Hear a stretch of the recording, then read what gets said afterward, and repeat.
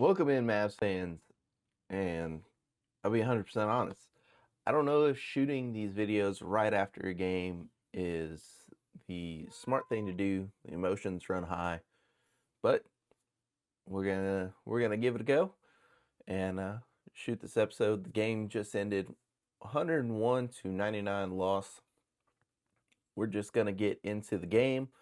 Um, Thoughts on certain players, thoughts on the front office, and things like that. Let me know what you guys think as we break this one down. Coming at you now. Well, guys, before we get into it, whether it's your first time, your next time, make sure it's not the last time here at Mavs Latest. Hit the subscribe button down below. Jumping right into last night's game, it's a 99-101 loss to the Pelicans. Mavericks do go down. And I really thought the Pelicans were going to play Zion Williamson, but they don't.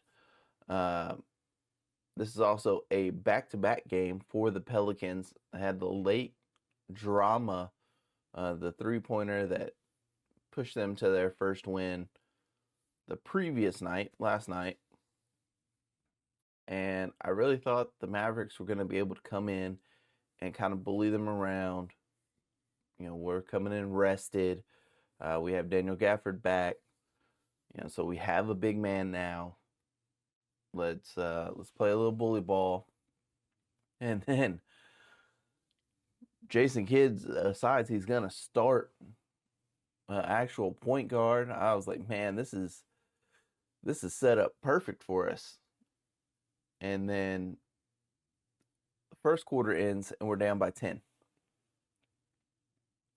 So I know you're probably thinking, but Cody, I could swear you've been saying, you know, let's do this. Let's start D'Lo. And I still 100% think we should start D'Lo, because it's weird when D'Lo was coming off the bench. D'Lo was getting 30 minutes. He played 29 minutes. Was he struggling to hit 3 of 10? Yes. 3 assists? Yes. But that's when you just, as a coach, wrangle him in. Like, hey, facilitate more. You know, Brandon Williams was doing his thing, 10 points as well for him, 3 assists. Jaden Hardy gets 10 minutes, 0 for 4. So those 10 minutes, I mean, I'm a Hardy guy, but when we're in these close situations, just call a timeout, or during a foul or something like that, tell D'Lo to start to facilitate. Look for that a little bit more. Let your starting point guard be a starting point guard. What if Rick Carlisle was pulling Jason Kidd every time he was trying to take over a game or something like that when he was here with the Mavs? Does he already forget, being a point guard? He didn't forget to get that extension before the season started. I'll tell you that much. But that's something. You look at all the coaches. Of course, there's so much dead money in coaches. Even though he just signed an extension, does that mean anything? I mean, if push comes to shove, are we married to Jason Kidd right now? It's weird to say, but yeah, right now sitting at 2-6, sitting at the worst record. You could say, oh man, but we're tied with the Pelicans for the worst record now. Well, now they hold the tiebreaker over us, so yeah, worst record, us guys. Worst offensive rating, us guys. Daniel Gafford looked great, 25 minutes. PJ Washington still Mr. Consistency for the Mavs. 5 of 13 shooting, but he did have 2 blocks, a steal, an assist, 11 rebounds. He had a double-double like 30 seconds into the second half. He was the only reason why we weren't getting blown out come halftime.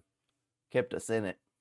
Cooper Flagg, 20 points, 9 rebounds, 2 assists, 3 steals, and 2 blocks.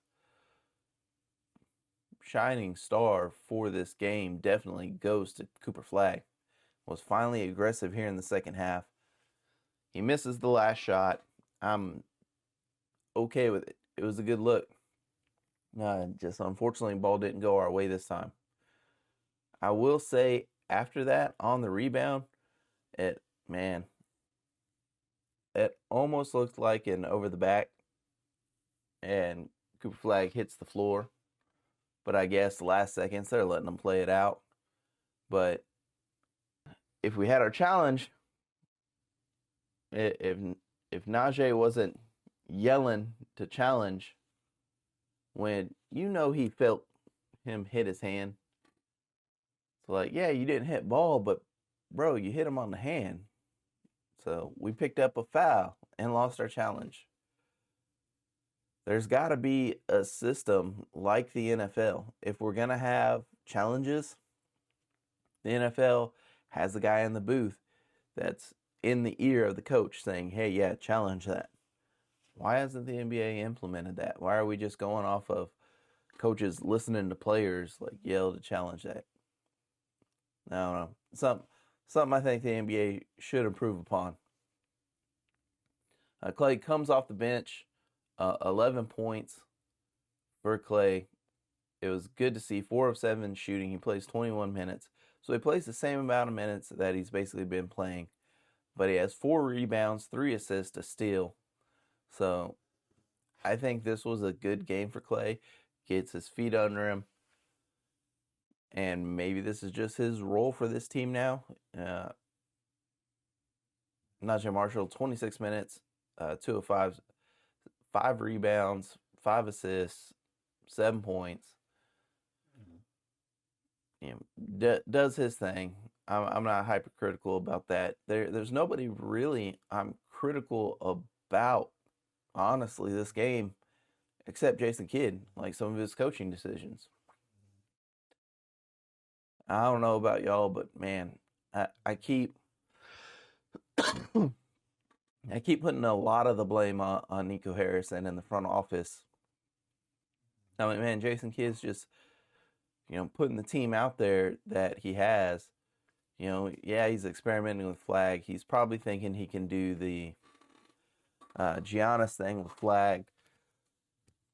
But we're 2-6.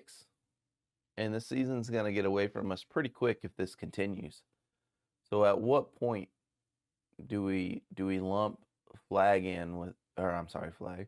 Do we lump Kidd in with management and everybody else and say, man, we need a retool. We need to get together here and let these people go. The people that put this team together and the people that are not utilizing these players the way they should be. And this also does move us to dead last in the league in points per game. 106.3 points per game is what we're averaging.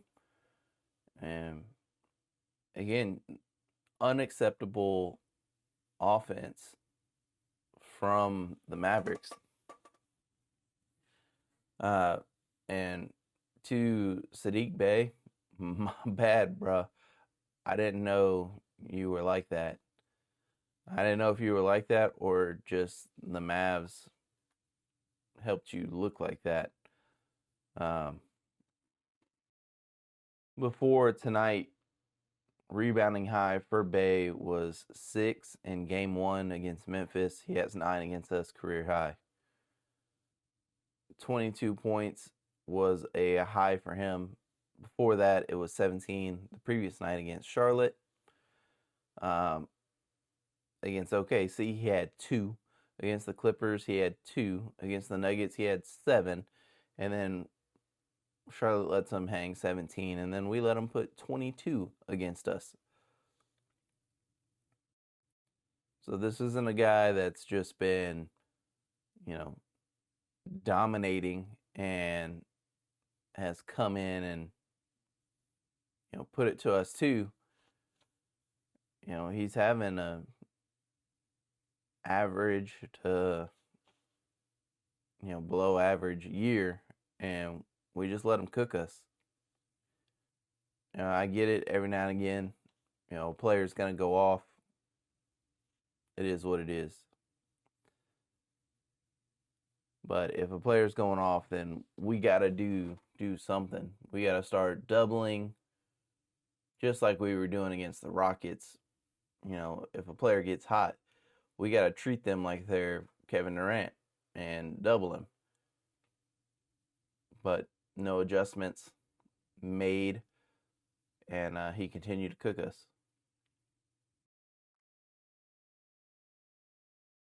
Jeremiah Fears in this game, 13 points for the Pelicans, 5 rebounds, 3 assists, 1 steal, 3 turnovers, minus 10 on his plus minus. And the reason I bring Fears up is had the ball not bounced our way, and we would have had the 11 spot, I believe.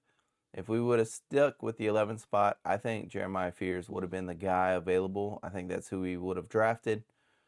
So that was his against us. So Cooper Flag, our selection, obviously has the better night. Just kind of want to compare those two. Those are the people I was keeping an eye on. Derek Queen, 11 points, 7 rebounds, 3 steals, and 2 assists.